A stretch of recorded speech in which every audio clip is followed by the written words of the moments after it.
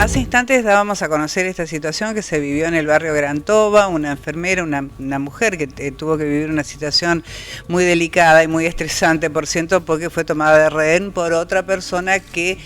se adelantaba que tiene problemas por consumos problemáticos, ¿no? Estamos en comunicación con quien es la subsecretaria de Salud Comunitaria, Entornos Saludables y No Violentos, Josefina Vittel. Josefina, bienvenida a Noticiero 9. Marco y Elsa la saludan. ¿Cómo le va?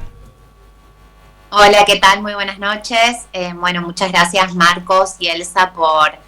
convocarme a poder de alguna manera transmitir cierta tranquilidad e información respecto de lo sucedido hoy en nuestro dispositivo de salud mental comunitaria en el barrio Toba. Exactamente, justamente en ese sentido, ese es el objetivo fundamental de la entrevista con usted, buscar dar tranquilidad, porque una persona que ya tenía riesgos o problemas con el consumo, bueno, ¿cuál es el control que se realiza en este tipo de cuestiones? No sabemos, no tenemos más información acerca del caso específico de la persona, si es que estaba en algún tipo de tratamiento o cómo estaba manejando toda esa su situación para desencadenar en lo que pasó hoy, ¿no?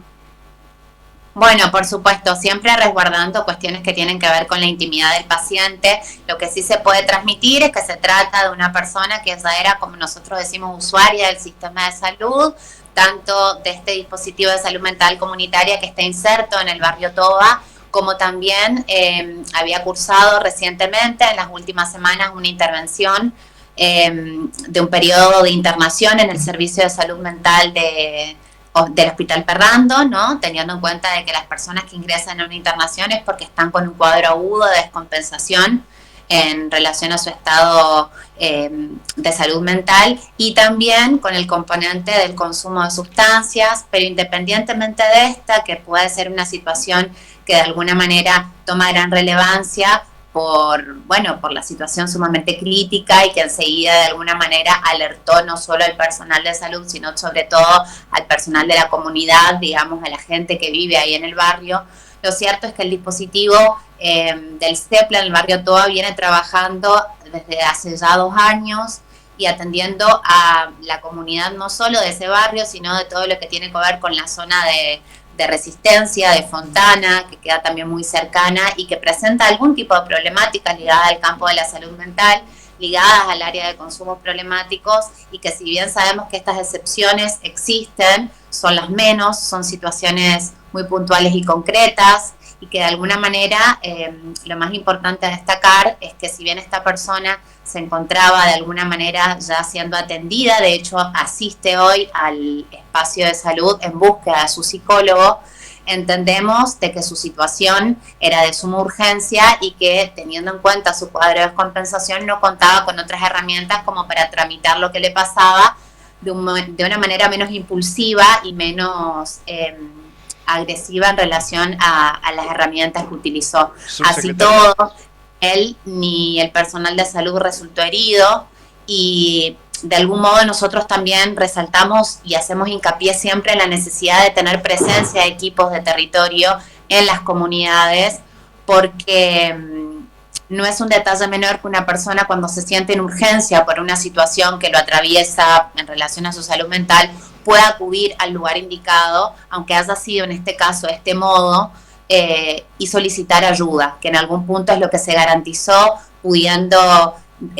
tener como desenlace la situación de hoy, su traslado en ambulancia, siendo acompañado por personal médico hasta el servicio de salud mental del Hospital Ferrando, donde fue nuevamente ingresado con modalidad de internación. Subsecretaria, 2 preguntas en una. La primera, ¿cuáles son las tareas o alguna de las tareas de los trabajos que se realizan allí en ese dispositivo o en esos tipos de dispositivos? Y la segunda tiene que ver con si en esos dispositivos hay también internaciones o es solamente ambulatorio. Bien, bueno, empiezo respondiendo la segunda. Dale. En la provincia nosotros tenemos distintos dispositivos. Este en particular se trata de un dispositivo ambulatorio que tiene una amplia cobertura horaria. Cuando digo amplia cobertura me refiero a que desde las 8 de la mañana hasta las 19 e incluso 20 horas en horario de verano, está abierto y funciona siempre con cobertura de personal de salud, con equipos interdisciplinarios y que también cuenta con un espacio de residencia de salud mental comunitaria que se inauguró el año pasado, que este año tuvo su segunda camada de ingresantes y que eso implica de alguna manera que así como los profesionales de la medicina para poder convertirse en pediatras transitan su formación de especialistas en el hospital, que es algo por ahí que es como un ejemplo más conocido, también quienes requieren su especialidad en salud mental transitan sus espacios de formación de posgrado en servicio dentro del sistema de salud pública y nosotros en ese sentido tenemos esa formación hace muchos años en la provincia dentro de los hospitales y en este caso en particular desde el año pasado en estos espacios que son los que nosotros llamamos de atención primaria o del primer nivel de atención y por eso su carácter ambulatorio, ¿no? Son ambulatorios, pero son de presencia permanente de lunes a viernes en la comunidad y también se articulan con la presencia permanente de nuestras 2 líneas telefónicas, la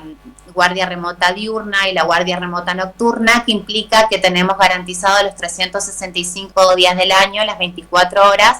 una línea de atención telefónica que es atendida por profesionales que son de algún modo los 2 espacios donde nosotros podemos decir que podemos canalizar las consultas inmediatas. Para los espacios de urgencia o de internación, en el caso de Resistencia, contamos con el Servicio de Salud Mental del Hospital Perrando y también en ese caso las articulaciones son inmediatas, como lo fue el día de hoy, a través del servicio de emergencias del 107 que hace los traslados en ambulancia.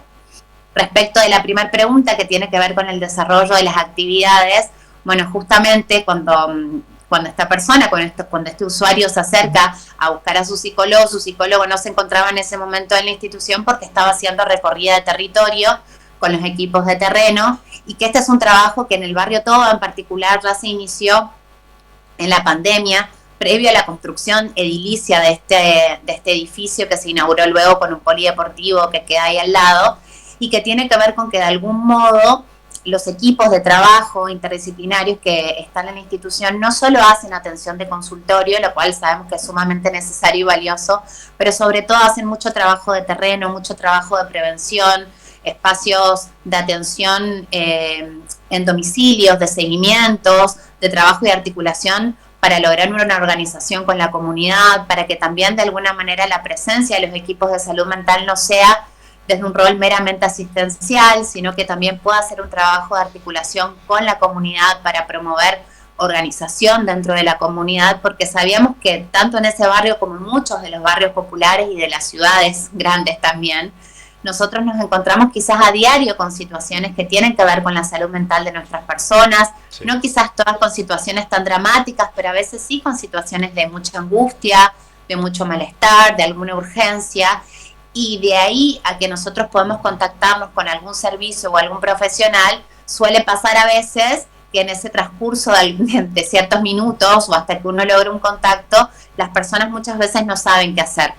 En el barrio eso pasa mucho también, entonces este trabajo con la comunidad también implica de alguna manera poder dotar a las personas que viven ahí de ciertas herramientas para poder ser promotores de cuidado, facilitadores de ese nexo con el sistema de salud, y en eso hemos logrado muchísimos espacios de mesas locales y de una gran participación de la comunidad del barrio para que justamente nosotros podamos disminuir a veces lo que son las brechas de acceso al sistema de salud.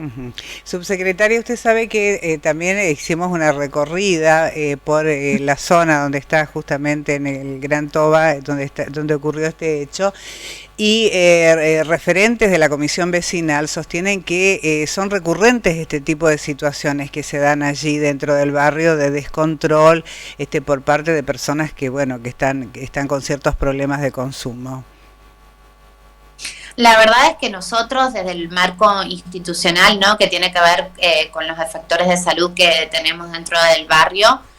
no hemos contado con antecedentes de este tipo de situaciones conflictivas. Es la primera en 2 años de funcionamiento. Hay cuestiones que de algún modo nos interpelan de todas maneras a pensar y reflexionar respecto de situaciones que más allá del barrio Toba en particular, porque me parece que también particularizar un barrio cuando hay cuestiones que son mucho más macro en el sentido del análisis social, que sí tenemos que de alguna manera poder poner en cuestión respecto de ciertos modos de resolución a veces de los conflictos o de los malestares, mediando o no el consumo de sustancias, ¿no? Digo esto porque muchas veces se viven en distintos ámbitos situaciones de tensión, de violencia, de amenazas, de manejos que de alguna manera lindan a veces con lo impulsivo o lo confrontativo y no necesariamente con una posición de diálogo o de consenso. Y no necesariamente en todas esas circunstancias están mediando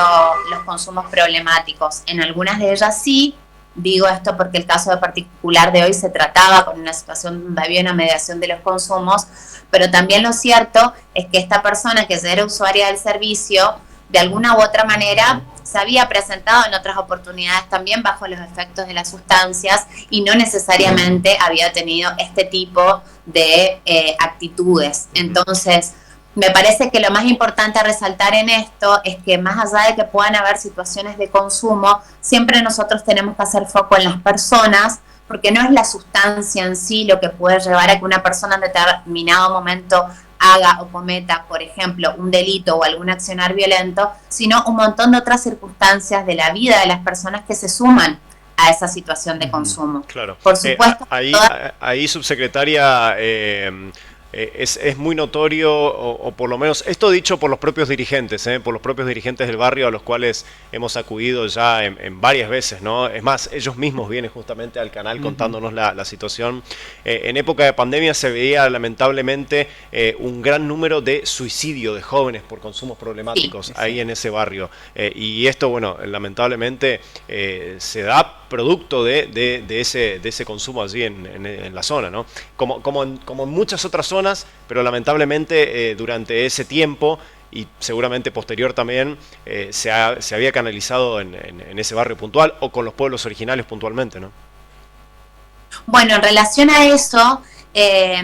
lo cierto es que tampoco podemos establecer